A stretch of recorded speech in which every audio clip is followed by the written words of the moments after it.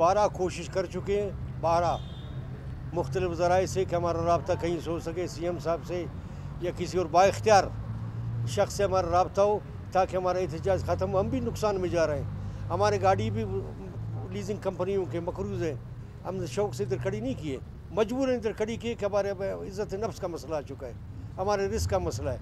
अभी हमें जानबूझ के मजबूर किया जा रहा है कि हमें एहतजाज अपना शदीद और शदीद करें, नेशनल हाईवेज़ बंद करें, इतना हमें तंग किया जा रहा है।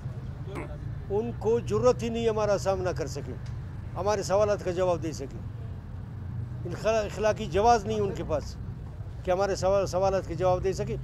हम फाइलर लोग हैं, टैक्स पे कर रहे हैं, रूट के मद में, स्टेशन के मद में टैक्स दे रहे हैं, फाइलर हैं, लाखों रुपए हम टैक्स देते हैं, उसके बावजूद वो सुनवाई ही नहीं है।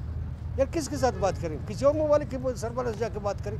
हमारे बंदे यही हैं, ये कौन है, ये भी तो हमारे बंदे हैं, हमारे वोटों से ये लोग इधर तक आए, लिहाजा ये हमारे साथ इनका फ़र्ज़ बनता है कि इधर आके बैठे, हमारे साथ ज़रिए भी बैठ के हमारे साथ मसला हल करें। हमारे मसला हम उनसे नहीं निकलेंगे, लेकिन कोई आए तो कुछ जरूरत तो करे।